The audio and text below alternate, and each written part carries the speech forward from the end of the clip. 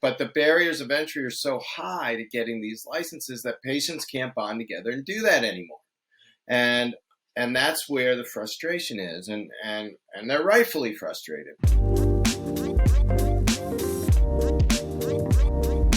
We must work untiringly so that our children are obliged to learn the truth.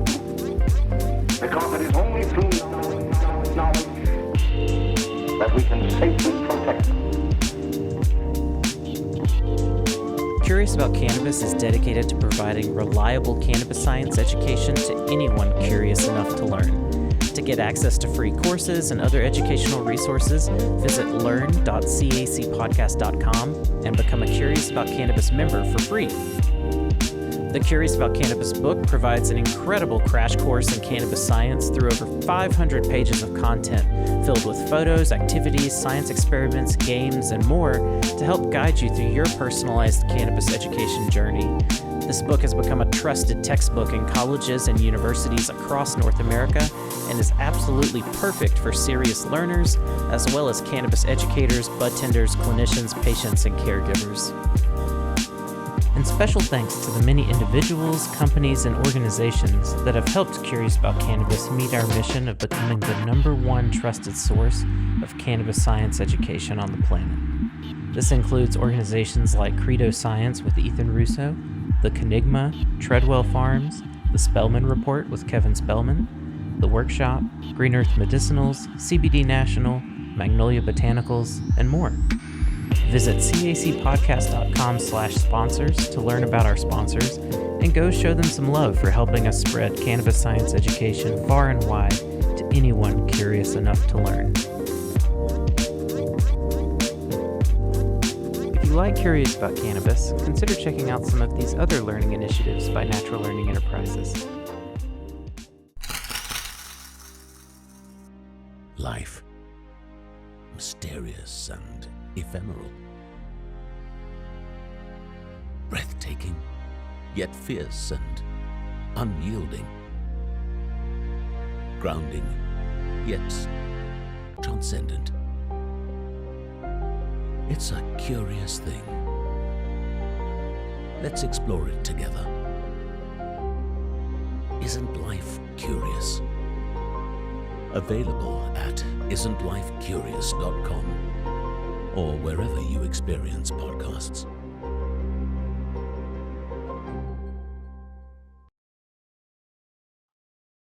And now, back to the show.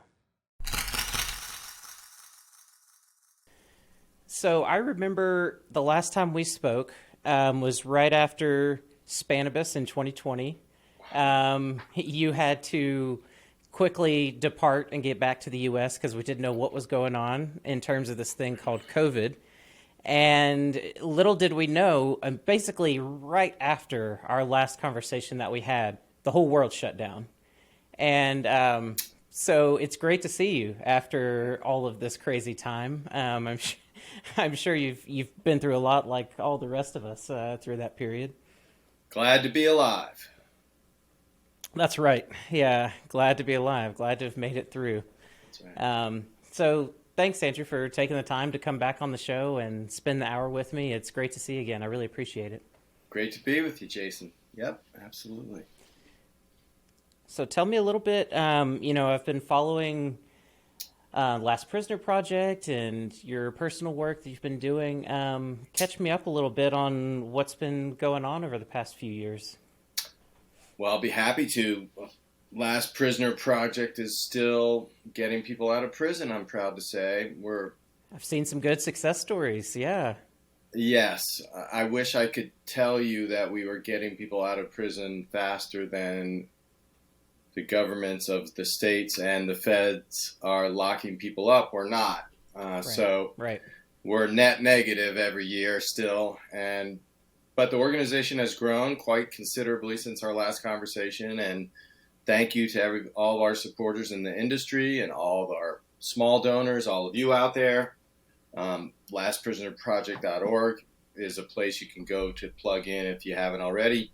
And it's just the support from the community has been tremendous. And these have not been easy years, the last year or two. No, yeah. And so folks have still found a way to support. And so we're grateful for that. So I'm hoping that we're just going to keep building momentum, and one big milestone will be when we're getting people out faster than they can lock them up, and then hopefully once that milestone is reached, we'll have some serious momentum behind us, and it won't take too much longer to get everybody out. But gosh, it's slow going and can be very tedious and frustrating.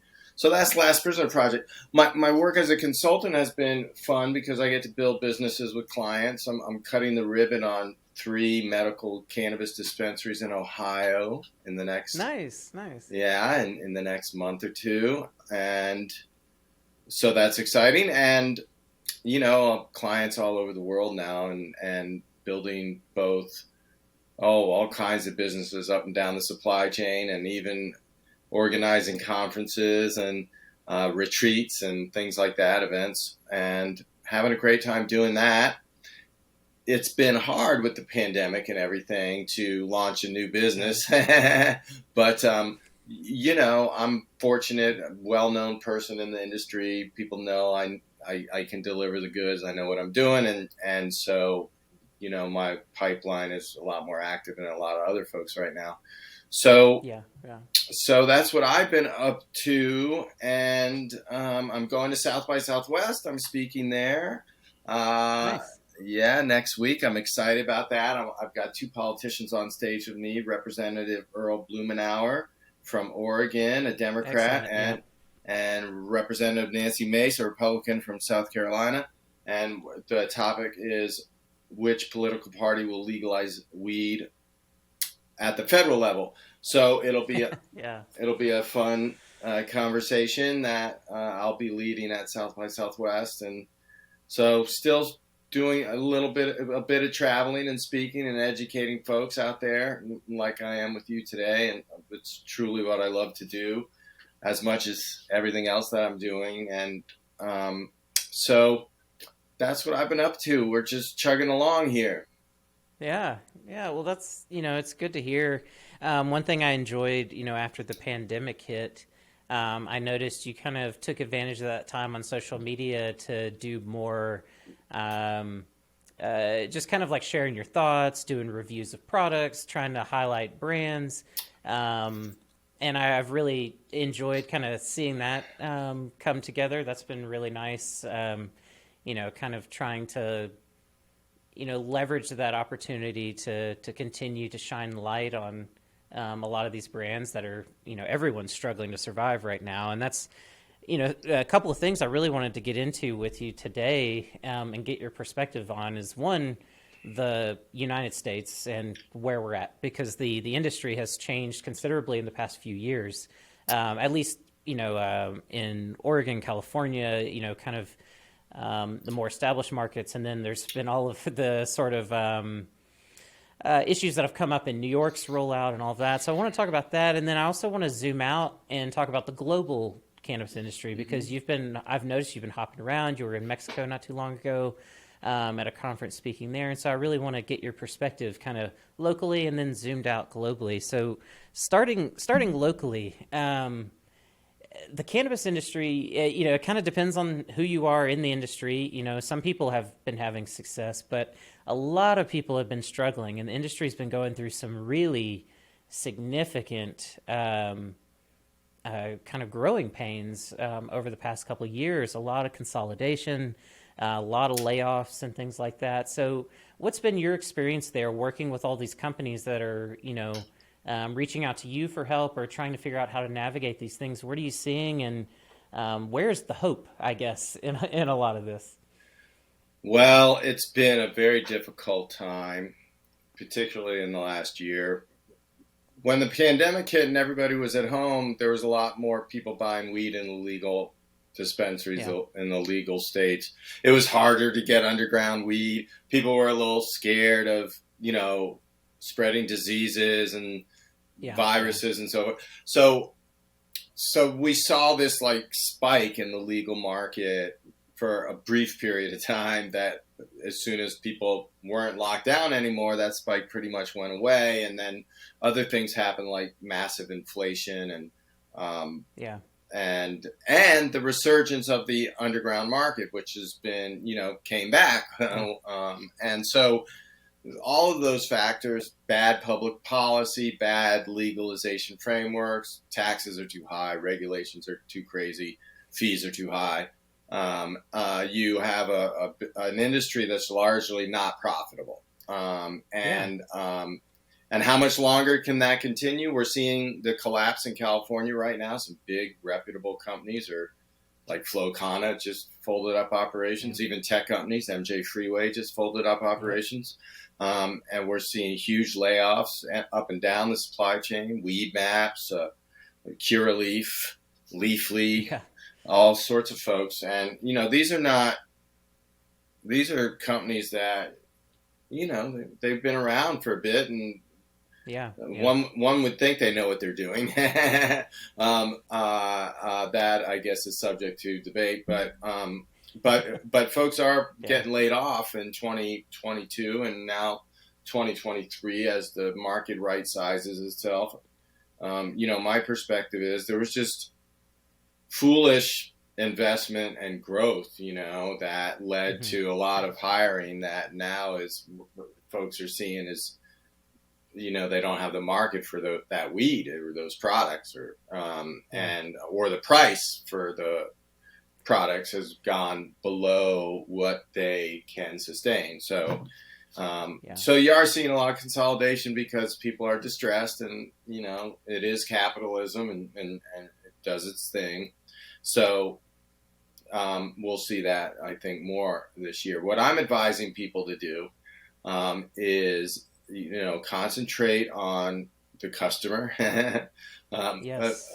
concentrate on carrying the right products for your customers, and concentrate on having an experience that works for your customers. Those are the three areas where folks can really compete, in my opinion, because when people are getting laid off, especially with larger companies, and you're trying to compete with that, well, you should hire the folks they're laying off, and try to make your customer experience better. And you might be able to not just get their employees, but get their customers too.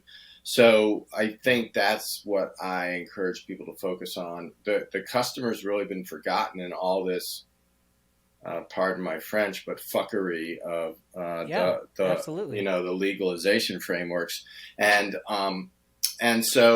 there's been a lot of harm done, and people are angry and frustrated for sure, and so figuring out how to do it right within all that's really difficult. And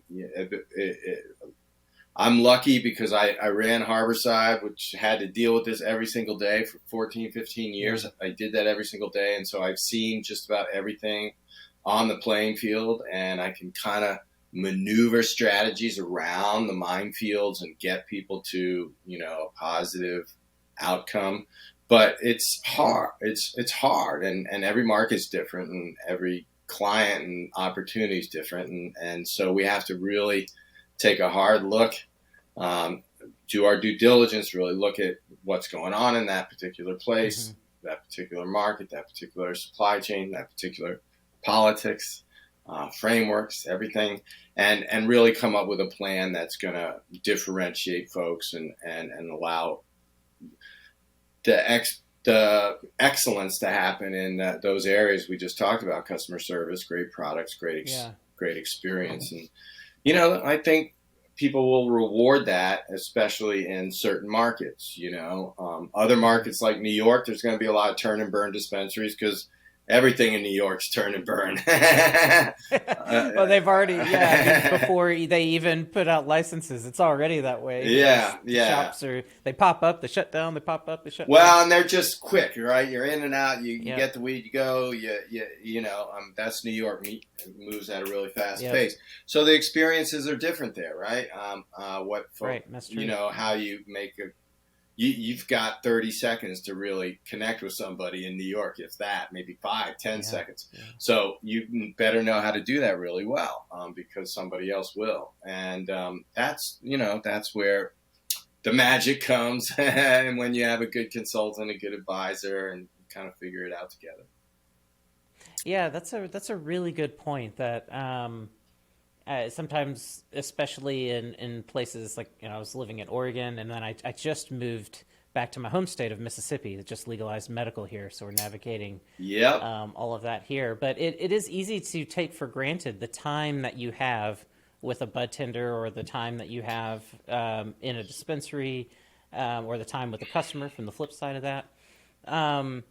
So what are the when you only have 30 seconds with a customer and they need direction, super, super fast, and there's a line building, you've got to get them out. How do you keep that customer experience, the quality of that experience really high, with such a small, amount of time to really even engage them? Well, you got to be nice and kind and love talking to strangers. Right. You have to love talking to strangers. If you're good at that, you should be a bud tender.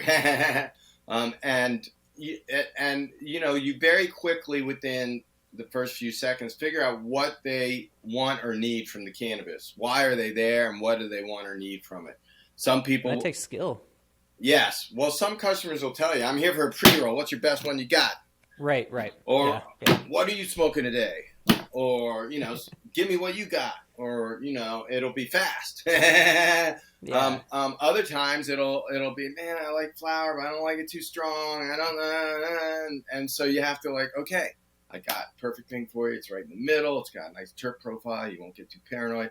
Boom. And, so you have to know your products. You have to know them really well. You have to examine the test results, and know those really well, and be able to show and guide people through all those things, so that they can make informed decisions, and do it really fast. And technology helps. You've got screens and tablets and menus that you can walk people through, and you can filter the searches, so they get to the curated list of exactly what they want or need pretty quick.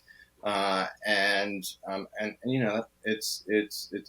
how you do it. Because now, if you're in Mississippi, you have the luxury of more time, right?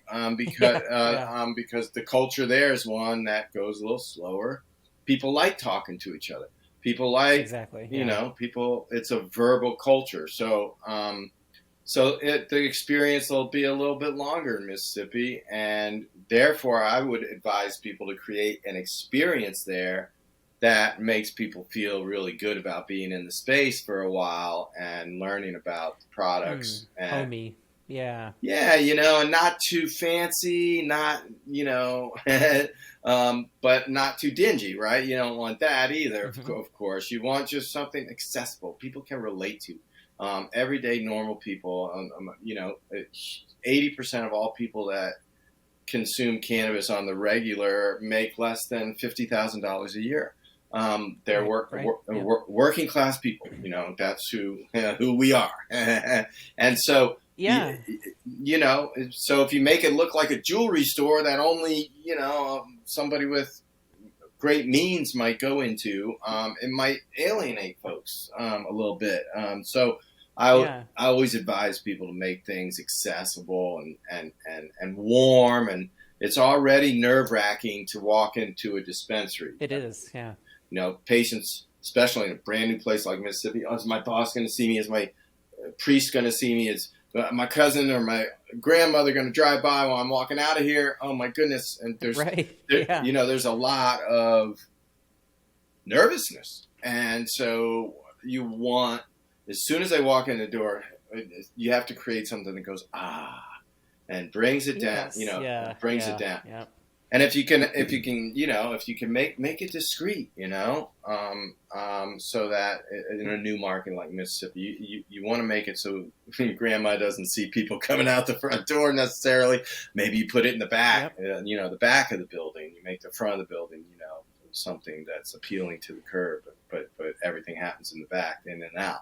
You know, there's creative ways to go. Yeah. There's creative solutions to all these things, and Matching the culture of wherever you are. I like that. Yeah, every dispensary kind of has to have its own personality and its own place within the local culture, whatever it may be, and kind of reflect that.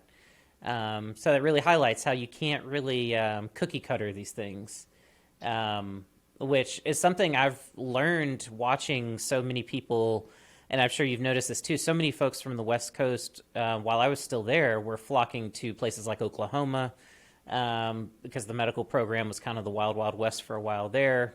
So there was a lot of interesting opportunities that people were jumping on. A lot of people were moving to New York to try to get ready for that market. And they were kind of trying to just replicate what was done on the West Coast. And it doesn't quite work. Like it doesn't quite fit. Like you still have to, obviously there's a lot of lessons you learn from working in the cannabis industry on the West Coast, but you always have to take that culture of where you're going, where you're working into consideration.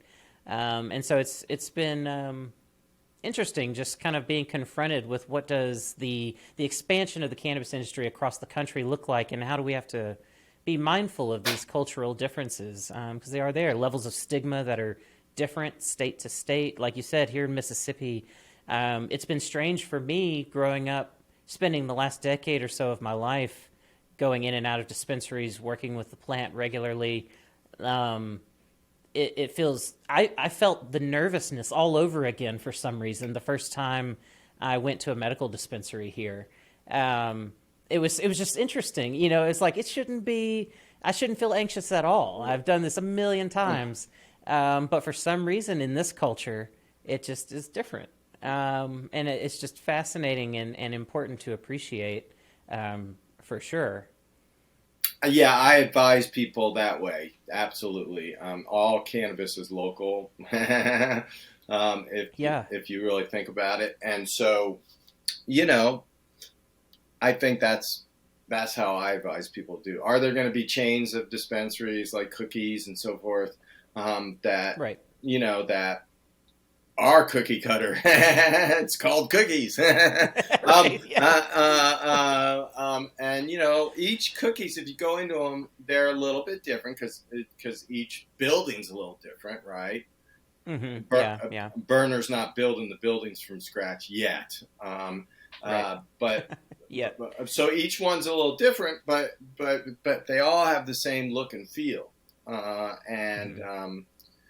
That's sort of the genius of Cookies. And what he makes different is the weed and the strains and so forth on each shelf is a little different because they're produced in each state, and what genetics his team circles in and out of each state and each market and how they promote those and so forth. They're very good at all that. And so that's how they've made it all about the weed, right? And so, but not everybody can walk into a Cookies and feel really comfortable there. Sure. I imagine it'll take a little while before Mississippi has a Cookies. But you might have Cookies weed, Yeah, I'm sure it won't take very long. I know Belushi's already here. Everyone's, getting their bit of the market. Yeah, it's the game right now is chase the new market. So, and everybody's doing that, especially people who have the ability to raise and deploy money.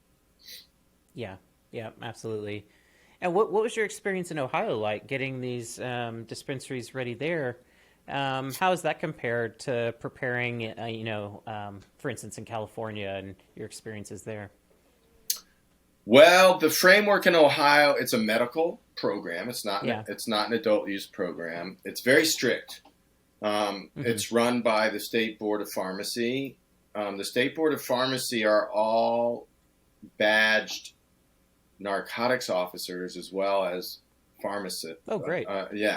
So, so they run the program. They do have the ability to enforce pretty strongly, as you can imagine, and they indict people who break the rules too intensely there. Yeah. So it's a very serious program. The requirements are quite, when it comes to things like security cameras and man traps and waiting rooms versus dispensary floor, and the rules are quite intricate and strict and expensive to comply with and build. But what entrepreneurs like about that market, what I liked about it too, is it's still a pretty early market. So they have limited licensing there, and they've only done one round. This was the second round that my clients got. Oh, okay. So yeah, they're still quite early. Yeah, Okay. yeah. So and because it's limited license state that has a pretty strict program, which makes it really expensive to comply to, the MSOs and the bigger companies really love Ohio. So they're in Ohio pretty strongly. It's kind of like Florida. I've noticed they kind of got attracted to Florida's market for the same kind of reason. Yes, and you call it monopolies or ugly oligarchies. Oligarchies. I can never say that word, but that's what we want to avoid in the cannabis industry, I think. But in Ohio, we see that a little bit until they drop a lot more licenses. Well, they just did drop, and so there was a real good opportunity that I saw in the marketplace to compete with the MSOs that were there. With my client was a born and bred Ohioan family that has a successful logistics company and trucking company, and we built a brand called Backroad Wellness, and they're gonna, Nice. yeah, it's a rural brand, smaller towns, not big cities, and it's more of a working class brand that we. Yeah, which I mean, the name really gives that impression. Just thinking about the back roads. Yeah, right. And everything. Yeah, That's very right. good branding. Yeah. So I'm really proud of that one, and so that whole strategy we developed there was, okay, how are we going to compete with these bigger folks that are perhaps got more resources and Right. fancy marketing firms and things like that, and we didn't have any of that. So it was really about, okay, we're going to differentiate and we're going to present something unique, and trust that the local people will appreciate and find us. So that's what's going on in Ohio, and they're kicking around adult use legalization there. I think it's still a couple more years away, just like they're kicking around and they're trying to get on the ballot in Florida in 2024, November 2024. Yeah. We'll see if, one, they do that, and two, if it wins. Florida's tough.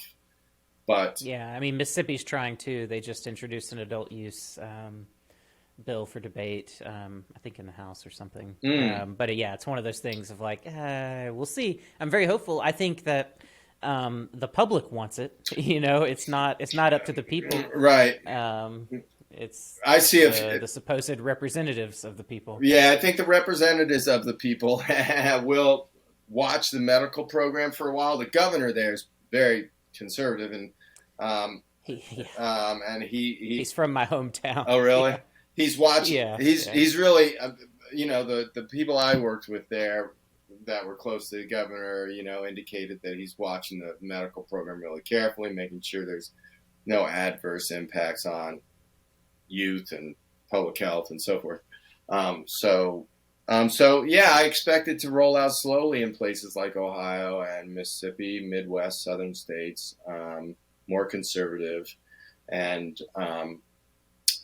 but I enjoyed working with folks in those communities because the work ethic's really strong. People the impact is huge. Yeah, they need it. Yeah, and the impact is huge, and so you can put together people who want to work in the industry, people who work hard, patients who need the medicine. You can put it all together in one place, and that's when you start to create real communities, and Yes. Yeah, exactly. Yeah, it reminds me of the old days, on the West Coast. Like when I came back to Mississippi, once I got past the initial kind of reintroduction culture shock and everything, I realized that I started to feel how I felt back in Oregon before adult use was legal, even before dispensaries were legal. Seeing the excitement that people are like, "Ooh, we can finally talk about this," and I've got so many questions, and everyone is really trying to understand it for the first time, and you're starting to hear all of these stories of how people are starting to be impacted that have never had a chance to work with the plant really before without risking their whole livelihood. And I love all of that. That juices me up big time just to see the reconnection with patients, because it does seem like a lot of that got lost, in places that have gone fully legal. There's been a lot of, it's not true for every company. There are some companies that are trying to differentiate themselves by paying attention to the patients, but largely the conversation around patient needs has really gone away for the most part. Yeah, at least that's the way it seems. Well, it's a shame, and it is. Yeah, I think we'll see another wave of patient-centric businesses and services come along in cannabis again. I think that this wave of adult use sort of wiped that out for a second, but as that wave recedes, it's receding now. People will begin to figure out models that bring people out of the underground market and into something licensed, and so we may see a resurgence of the medical model when that happens. So I'm hopeful that we'll see that. We'll also see, I hope, nonprofit medical models that once the feds move a little bit more and we can get rid of 280E, we'll be a lot better off on that front, on the non-for-profit front, and people will be able to really build a community wellness center if they want to, and not have to worry about return on investment as much as you might need to in an adult use market. And that's what we had at Harborside for a long time. It was really a community wellness center. We had all kinds of different wellness classes you could take for free, and how to grow your own medicine, and support groups, and people writing letters to prisoners, and people writing letters to politicians, and care package programs for the poor. And these were things we did, and because we had to be non-profit, and we sold a lot of weed. So we had to spend the money on something, and it was our vision from the beginning to do it this way, and that was the power of having something as popular as cannabis fueling something as good as a community wellness center. So I think that will come back. I hope.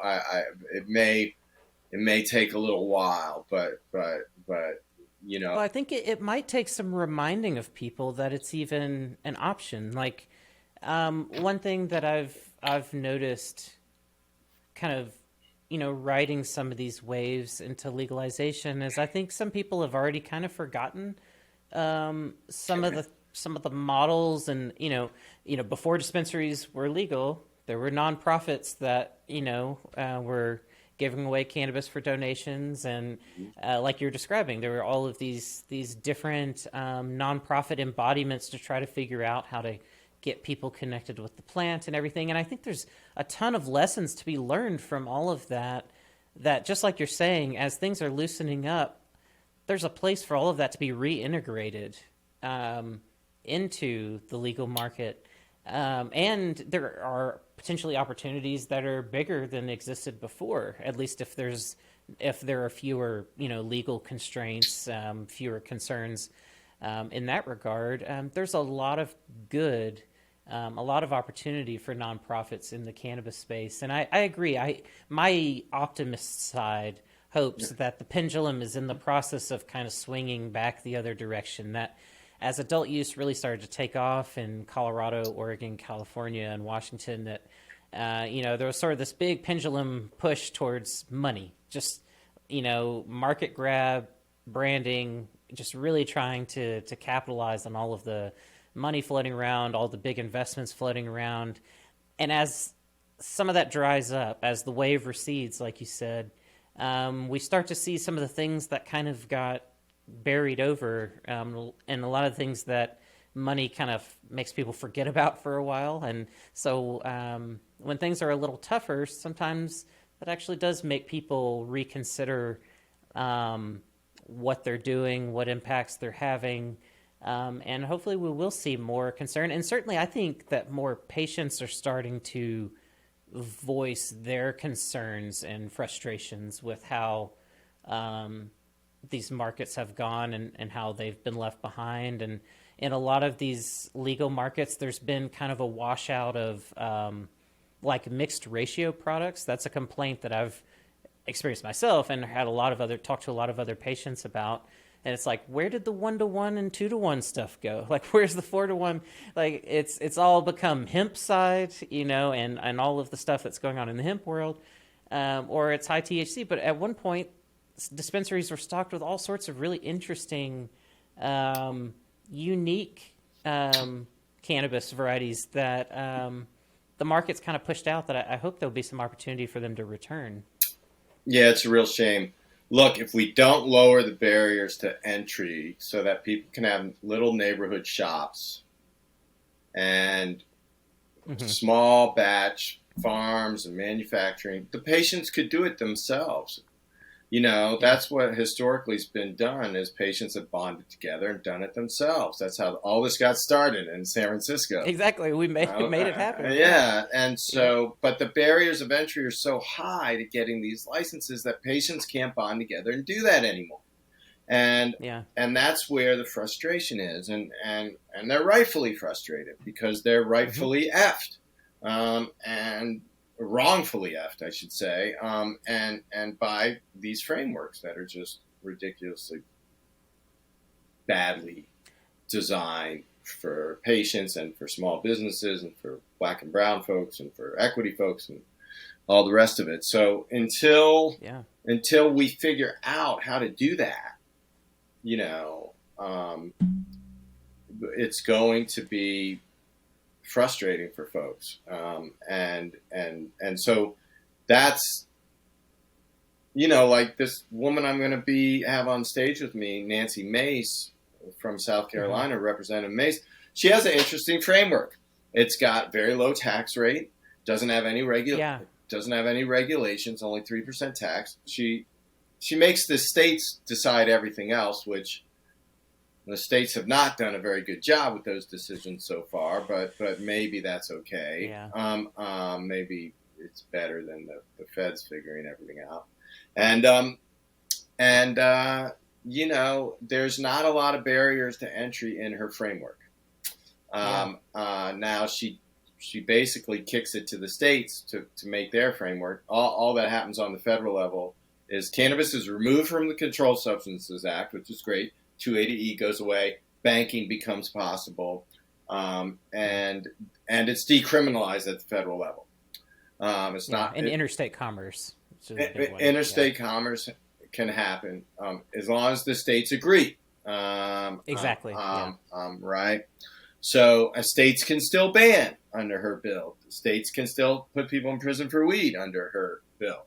So there's some potential downsides for our community with her bill. Whereas the other bill, the MORE Act and the Blumenauer bill, that basically, legalizes. So it's different. It decrims but it does a lot. The tax rates are higher, and it has more social justice, social equity provisions in it than the States Act, I think is what hers is called. So we'll talk about all that through at the federal level, but, you know, we're looking at quite some time before there's federal relief, I think.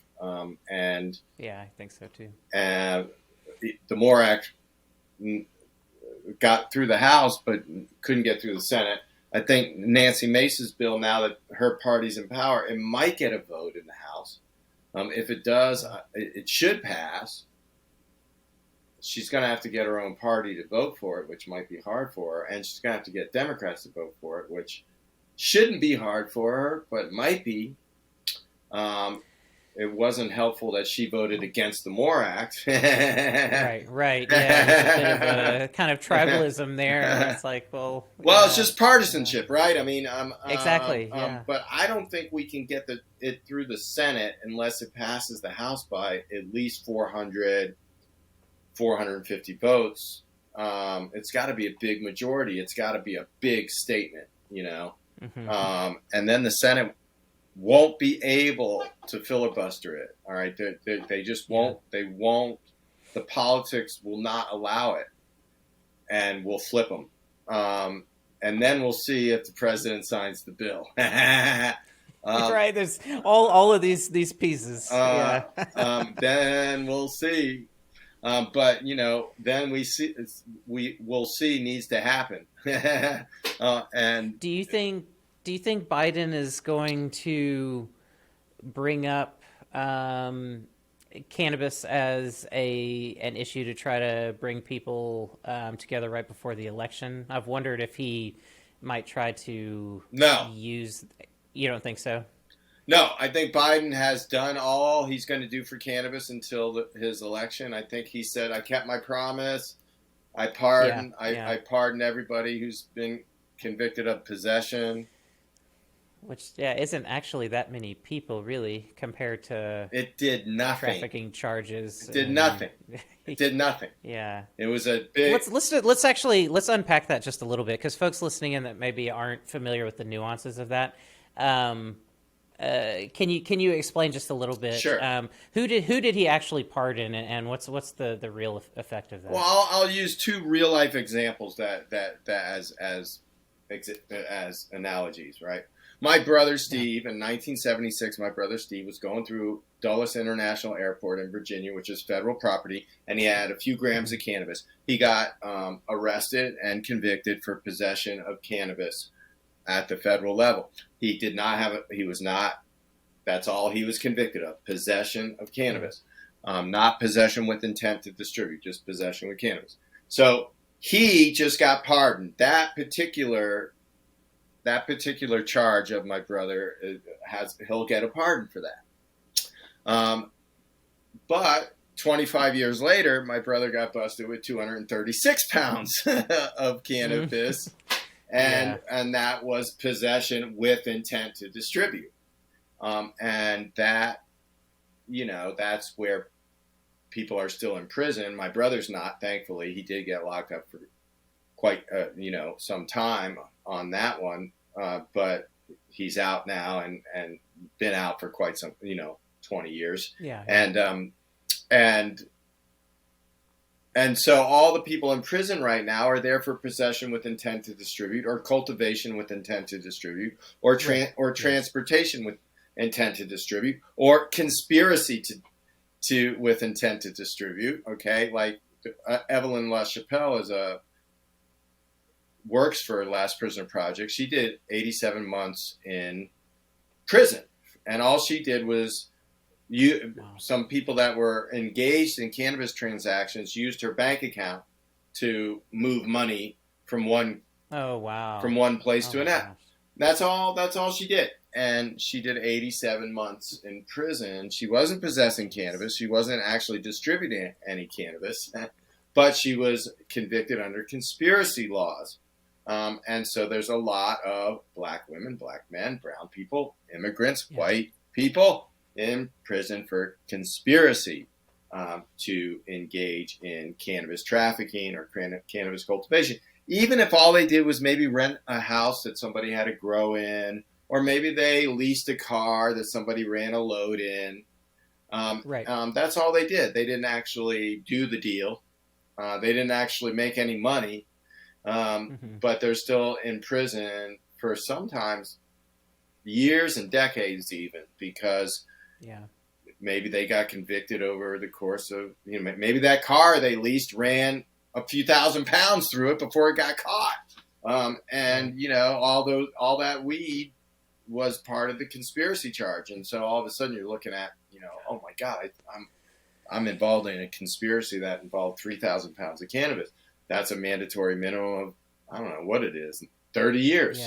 Yeah. And so Biden did nothing for all of those people. So, they're all still in prison. They're still going to prison. I mean, John Wall is another gentleman. He just went into prison for 10 years, on possession with intent to distribute, federal prison for 10 years. So, they're locking them up.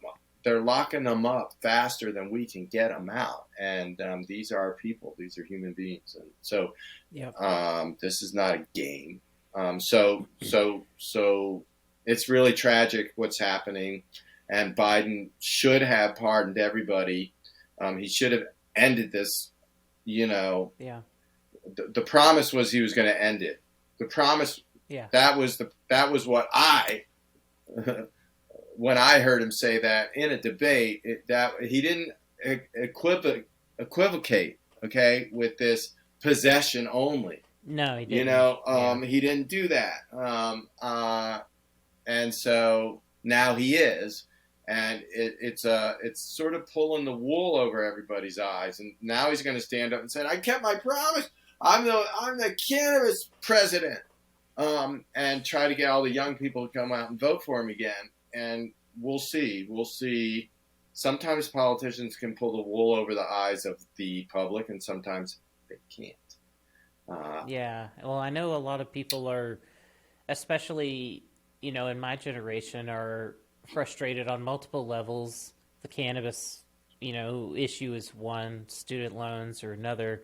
I'm really interested to see how this all goes, because there's just so much disappointment and frustration in the air. And it's... it's going to be interesting to see how that manifests itself in the coming years. People keep asking me, they say, are we going to see federal at least descheduling or legalization really soon? And I'm like, don't hold your breath. Like, I've seen this come around and discussed so many times. I can think back when I was an undergraduate in college, there was discussion at the federal level of what this might look like, and maybe it's coming soon. And here we are 15 years later or whatever, and still talking about it. So, I'd like to see something done. I'm really interested. I wish I could catch the talk that you'll be doing, because I think that's really fascinating, because when the Republican form of legalization came out, the most recent one that you're referring to from South Carolina, I remember reading it and I was like, this is actually surprising to me. It felt like actually a fairly bold, solid attempt by Republicans to try to make this happen. Not bad. Not a bad attempt at all. I mean, it's 3 pages long. It's very simple. It doesn't create... Yep, easy to understand. Easy to understand. Anybody can understand it. This is what I admire about Republicans. And I'm not a Republican. I'm not a Democrat either. I'm registered as an independent.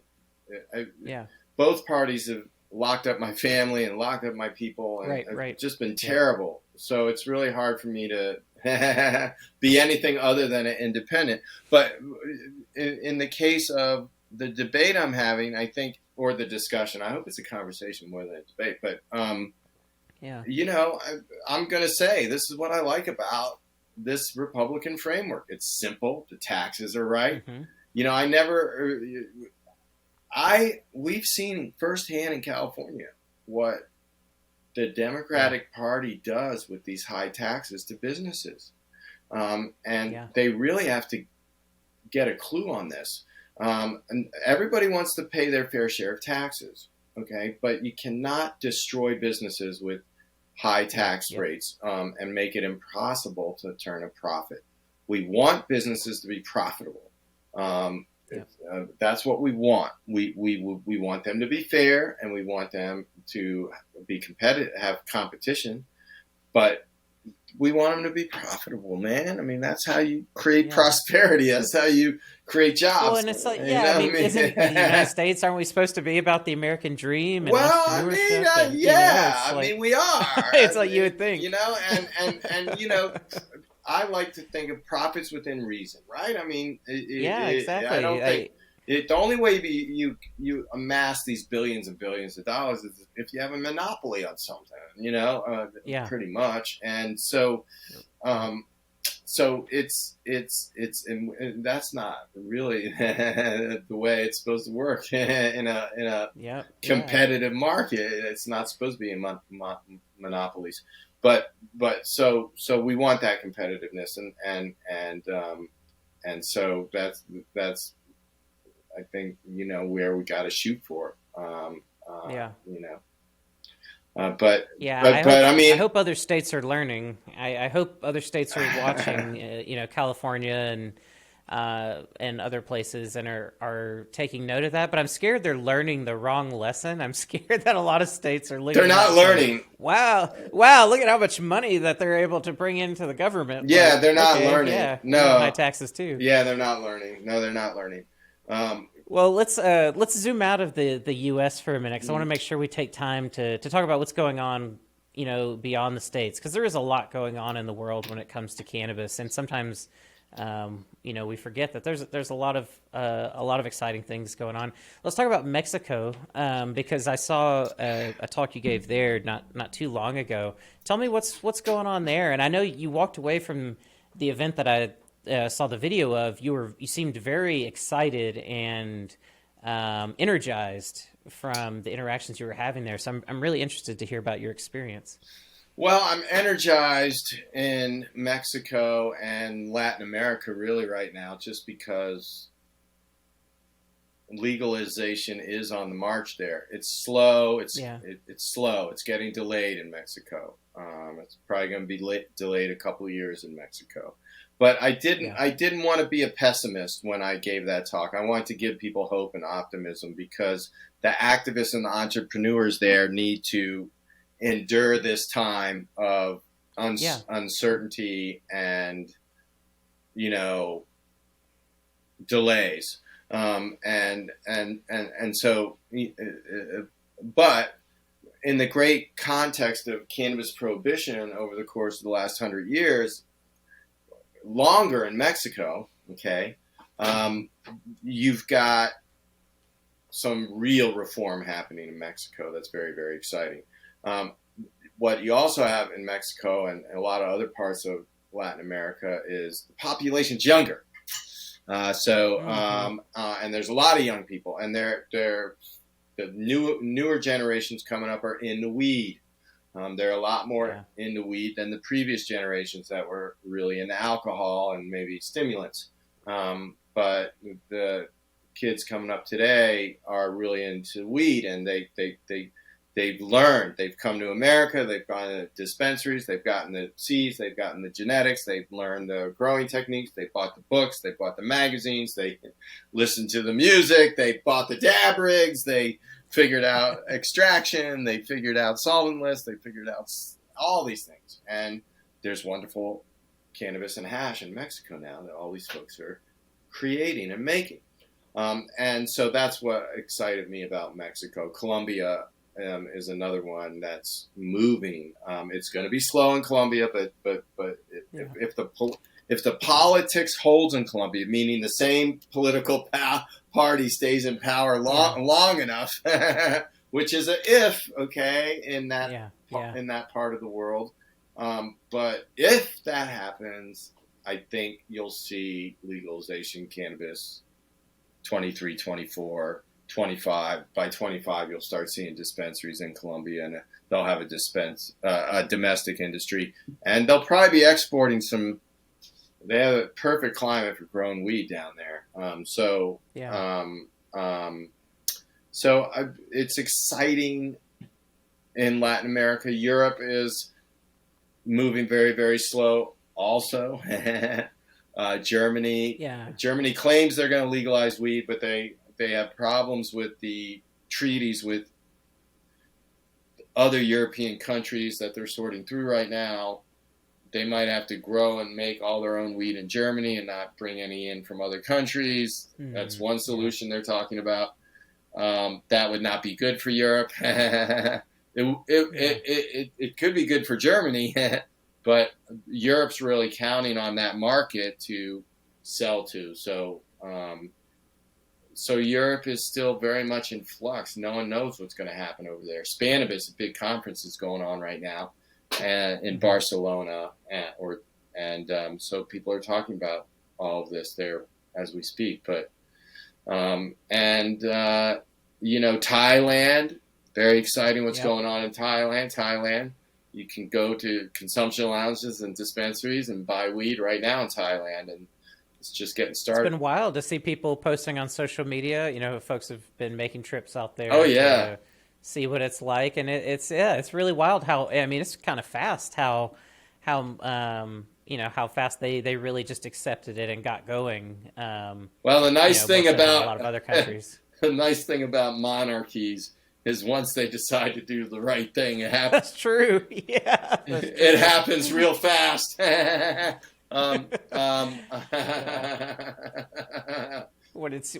the power is wielded for good. I want to go. I haven't gone, but I want to go. Yeah, same. I haven't been out there, but I'd like to travel out there at some point and see it.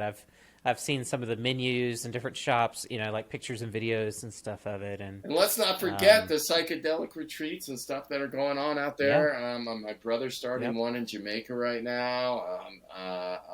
These are legal psychedelic retreats people can go to and be a part of, and that's happening in places like Jamaica and in some places in Latin America for ayahuasca and other things like that. And so, that whole revolution is dawning upon us right now. And very, hard times, frustrating times, but also exciting times. And we're on the verge of a great breakthrough. Yeah, but it really does feel that way, though. I remember there's a quote from Terrence McKenna, of all people, from some talk he gave back in, way back when. But I remember him saying that he was like, the acceptance of psychedelics, cannabis, all these things, it's going to be like giving birth. There's going to be a lot of painful moments along these big cultural transitions, and it's not just around the substances, but also the consciousness changes that happen, kind of across the board. That kind of goes along with that, and that's always I've kind of hung on to that when I experience times like these, watching this roller coaster up and down. It's like, well, these are those birthing pains, that are kind of inevitable as humans are trying to figure the stuff out, and the playing field's changing constantly. It's just a lot of flux on this path towards something new. And it's like we're going to be in this transitionary phase for quite a while, and we don't even really know what we're moving into or toward, exactly. But one thing's for certain is that we're in a great time of just change. It feels like just a lot of dynamics going on right now, and there's always a lot of opportunity and hope in those moments, even though it feels uncomfortable and is painful at times too. Well, if you're into change, it's probably the best time to be alive in the history of humanity. We're definitely going through just roller coasters of change, and it's why it's important to have good medicine along the way. Yes. because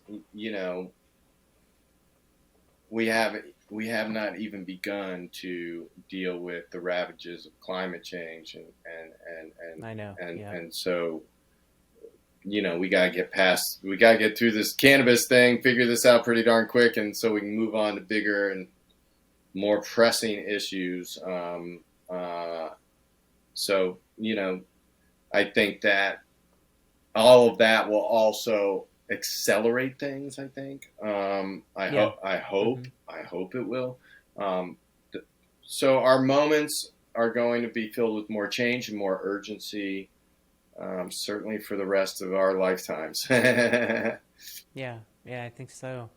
I think so. And to kind of begin to close us out here.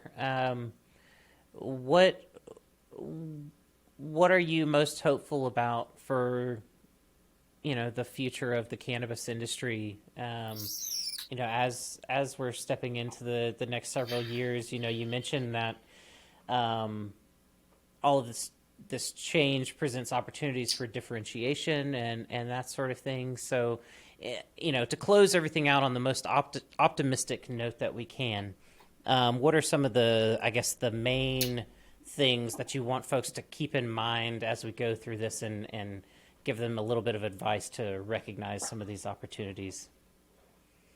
Well, I think that industrial hemp has a lot of opportunities right now, and the barriers to entry is lower. So look at industrial hemp. We didn't talk much about that this time, but that's I think that the licensed legal cannabis market is going to continue to be hard. The frameworks are going to continue to be wrong, but I think they'll improve, and I think they'll get better, and I think that. As that happens, more and more people will be able to participate. And as that happens, hopefully, we'll start to see better products and experiences and service for consumers in the marketplace than perhaps we're seeing now. I think that's hopeful. Sometimes the best hope is it can't get much worse. That's right. Yeah. And I think that a lot of very smart people that care and have good values and ethics are working on this. And I just try to extend my trust to all that talent and all that. And the plant itself, the more we just get the plant into the hands of more people by any means necessary, the plant will do a lot of the work for us. And so there'll be backlashes. There'll be, like you said, it's like giving birth, right? Always. So there will be I see a pretty big backlash building on cannabis here soon. But it'll. Do you mind speaking to that just a little bit? I think that's really interesting. What do you kind of see on the horizon there? Because I've been feeling this way just about hemp in terms of some of the THC analogs and things. There's kind of a building of pushback around that, but I'm interested to know why you said that. Well, we lost a couple elections this cycle, and that was a little bit of a canary in a coal mine, and consumers are confused and getting kind of frustrated and pissed off at the industry. Elected officials don't know how to do it, and every time they try to touch cannabis, it's like a third rail, and they get shocked. And the press, likes a good old doomsday. They do. And so I could see, the high THC products in the marketplace because the frameworks really are driving that. It's not the marketplace, right. It's the frameworks.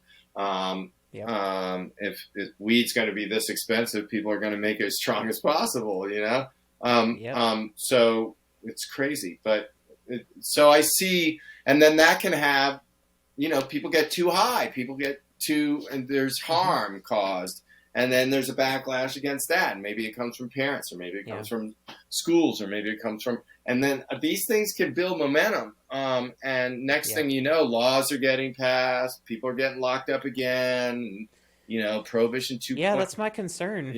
Prohibition 2.0 starts happening, and it's my concern too. I mean, I've been doing this a long time. I've seen these things come and go, and if we're not mindful, and yes, we have to do a good job. And if people, don't do a good job, whether it's the frameworks, people making the frameworks, or people taking advantage of them, maybe, we all have to be responsible and do a good job. The more that happens, the quicker we'll get reform and the less backlashes we'll have. And so that's, I think, the way to avoid it.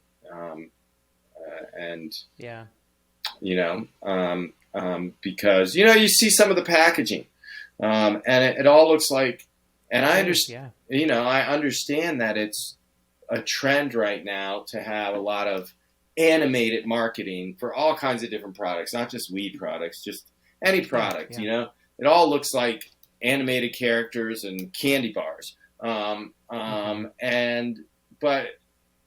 in cannabis, if we package everything like that and brand everything like that, it could cause a backlash, right? People could say you're appealing, you're trying to sell to kids. Absolutely. And it could cause a backlash. Whereas if you had, a different kind of package that was very quote unquote adult, it wouldn't. The adversaries of cannabis would be robbed. You take away that argument. You take away the argument. You see. And we have to be smart. That's why we have to be smart and strategic and good at our jobs. I really think that's the key to reducing the stigma and avoiding backlashes.